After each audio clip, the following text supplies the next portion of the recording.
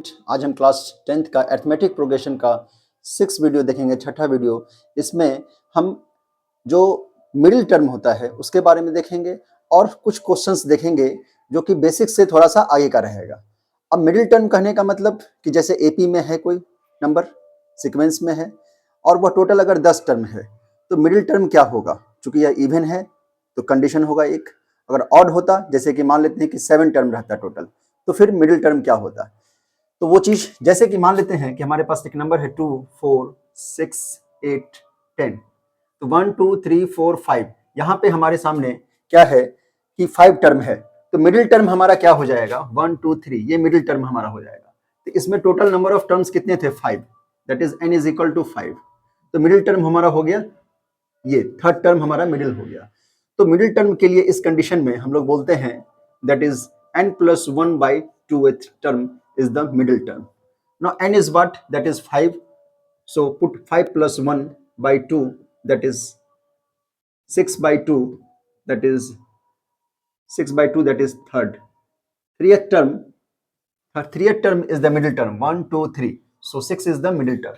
But sometimes arithmetic progression total number of terms in even का क्या होता है कि वो इवन भी हो सकता है, जैसे कि 2 4 6 8 10 और 12। तो यहाँ पे कितने टोटल नंबर ऑफ टर्म्स हैं 1 2 3 4 5 6। तो n का वैल्यू जो है यहाँ पे क्या है हमारा 6 है, मतलब जो हमारा टर्म्स है वह हमारा इवन है, n हमारा क्या है 6 है। तो इस कंडीशन में हमारा मिडिल टर्म क्या होगा, तो उस कंडीशन में होता है n/2 और n/2 + 1, मतलब कि दो टर्म हमारा मिडिल टर्म होगा, दो इसमें से निकालना होगा। तो n/2 कहने का मतलब 6/2 दैट इज 3 और n/2 + 1 that is 6/2 + 1 that is 3 + 1 that is 4। It means third and fourth 6 and 8, this one 6 and 8 is the middle term of this AP। तो हम लोग क्या देखा कि मिडिल टर्म के लिए हम देखना होगा कि हमारा n क्या है, टोटल नंबर ऑफ टर्म्स क्या है, उसके बेसिस पे ही हम फाइनल कर सकते हैं कि हमारा मिडिल टर्म क्या होगा। तो कभी कभी हमारे सामने क्वेश्चन में डायरेक्ट दिया रहेगा कि वो हमारा टोटल नंबर ऑफ टर्म्स क्या रहेगा, लेकिन कभी कभी जब नहीं दिया रहेगा क्वेश्चन में तो हमें सबसे पहले उस एपी में nth टर्म निकालना होगा, उसके बाद हम मिडिल टर्म्स को फाइंड कर सकते हैं। तो आज इसका सबसे पहले हम यही क्वेश्चन हम बेसिक्स देखते हैं, इसका मिडिल टर्म से रिलेटेड क्या है। क्वेश्चन कह रहा है कि find the middle term of the AP 213। First question क्या है 213 205 197 और इस तरह से 37 तक। अब टोटल नंबर ऑफ टर्म्स हमें यहाँ पे नहीं मालूम है कि टोटल नंबर ऑफ टर्म्स कितना है, n क्या है। तो यहाँ पे लेकिन क्योंकि एपी में है यह क्वेश्चन बोल चुका है, तो फर्स्ट टर्म हमारा क्या है a दैट इज 213 और d कितना हो जाएगा 205 माइनस 13, तो कितना हो जाएगा -8। क्यों होगा 205 माइनस 13, तो 13 में से 5 गया तो कितना हो जाएगा 8, लेकिन यह 205 माइनस 8 है, 5 माइनस 13 होगा, तो इसलिए d हमारा क्या हो गया -8। और जो लास्ट टर्म है हमारा 37 वो क्या हो गया हमारा nth टर्म हो गया, दैट इज an 37। अब इसके हेल्प से जैसा कि हम लोगों ने बहुत सारा क्वेश्चन सॉल्व किया है कि nth टर्म से रिलेटेड क्वेश्चन, तो हम लोग क्या जानते हैं कि an is equal to a plus n minus 1 into D होता है। अब an क्या है हमारा यहाँ पे 37, तो हमने 37 पुट किया। a फर्स्ट टर्म हमारा क्या है 213 प्लस n माइनस 1 और d क्या है हमारा -8। Now solve it, 37 213 minus 8n plus 8 37 is equal to 213 plus 8 11 1 1 2 and 2 minus 8n. Now 8n moves to the left side, that is 8n is equal to 221 minus 37.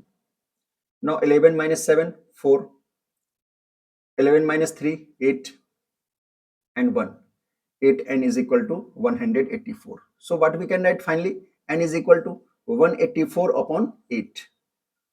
Now cancel out 8 to 16, carry 2, 24, 8 3 24. So n is equal to final 23. n is equal to 23. Now these 23 we know odd number, ये 23 जो है वो मेरा क्या है odd number है। तो odd number के लिए हम क्या पढ़े थे कि मिडिल टर्म क्या होता है, when AP total number of terms are odd, then what we can write, that is n plus 1 by 2.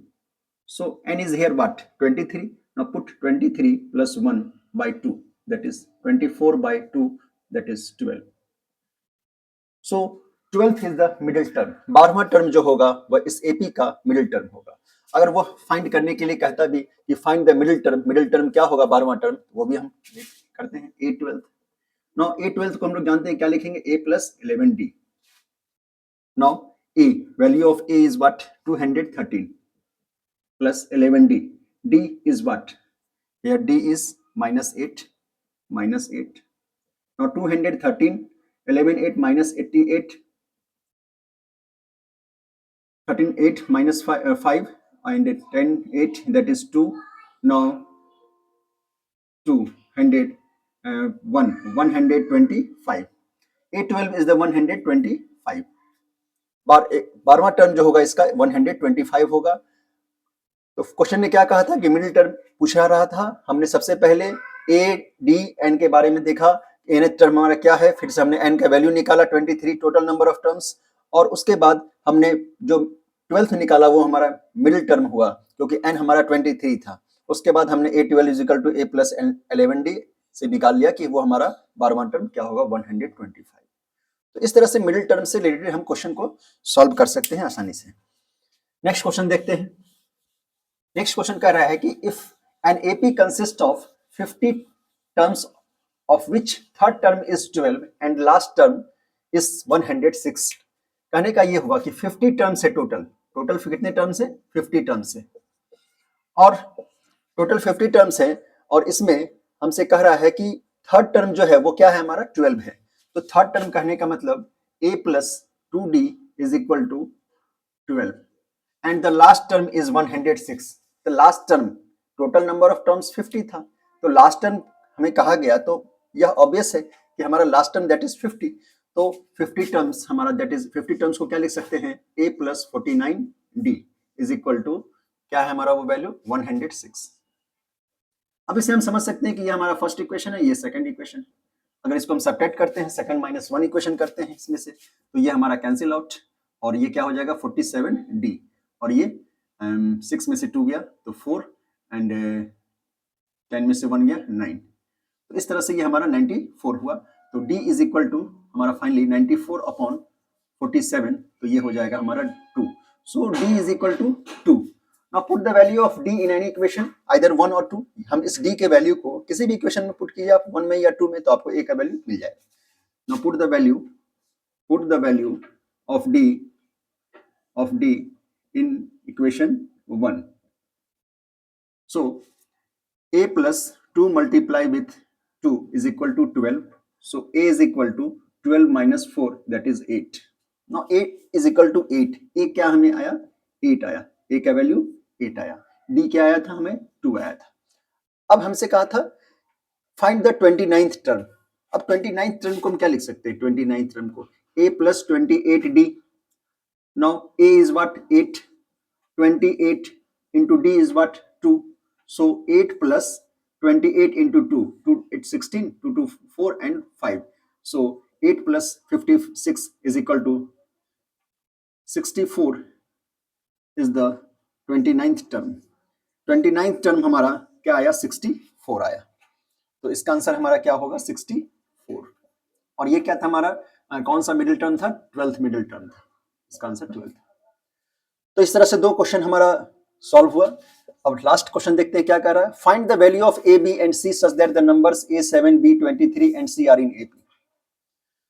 इसमें है कि एक सीक्वेंस तो दिया है, लेकिन इसमें आपको बीच में कुछ टर्म नहीं है, जैसे कि A एक वेरिएबल आया, फिर B एक वेरिएबल है, C एक वेरिएबल है, लेकिन इतना यह कह दिया गया है कि A, B, C एक ऐसा नंबर है इसमें, और पूरा ये नंबर है सीक्वेंस वह AP में है.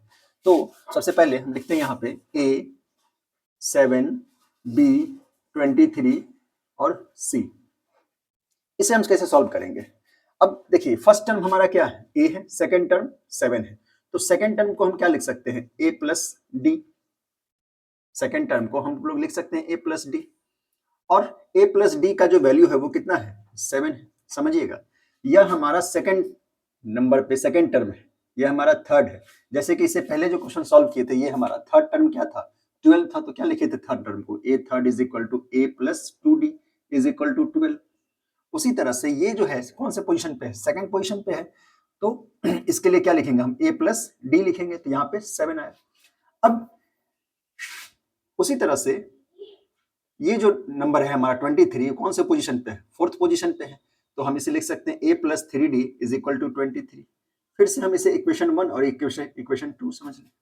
और लास्ट क्वेश्चन में जैसे सॉल्व किए थे इसको एलिमिनेट, कि इक्वेशन 2 माइनस 1 किए थे, तो इसको सॉल्व करेंगे तो ये मेरा कैंसिल हो जाएगा, a इक्वेशन 2 माइनस 1 करने पर, तो 3d माइनस 2d क्या हो जाएगा हमारा 2d, और 23 में से 7 गया तो 6 और ये 1, so d is equal to 8।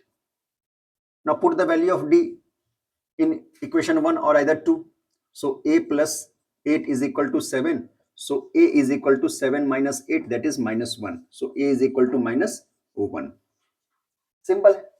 अब हमारे पास a का वैल्यू आ गया -1 और d का वैल्यू आया 8। आराम से हम यहाँ पे जो हमें से पूछा जा रहा था कि a b c का क्या वैल्यू आएगा, ये हम आराम से निकाल सकते हैं। तो a हमारा क्या होगा यहाँ पे -1, अब 7 है तो 7 दिए, अब d कितना है हमारा 8, तो 7 के बाद -1 प्लस 8 जब किए तो क्या आया हमारा 7, इट मीन्स हमारा d क्या है 8 है, तो यहाँ पे क्या होना चाहिए 7 प्लस 8 दैट इज 15, तो यहाँ पे 15 होगा। तो b का वैल्यू जो हो गया हमारा वो 15 हो गया और a कितना हो गया -1 हो गया।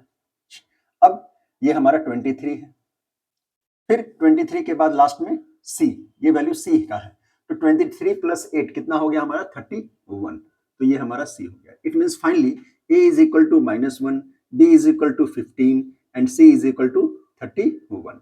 तो इस तरह से हमने इस क्वेश्चन को सॉल्व किया। तो ये हमारा लास्ट क्वेश्चन था। तो अगर आपको वीडियो पसंद आया हो तो please like, subscribe and share the video. अगर इसी क्वेश्चन को हम और आगे लेकर के जाएंगे नेक्स्ट वीडियो में, आपको इससे भी अच्छा क्वेश्चन जो 2026 सीबीएसई बोर्ड के लिए आपको काफी इंपॉर्टेंट रहेगा, कुछ हाई लेवल का क्वेश्चन देखेंगे। Okay, thank you.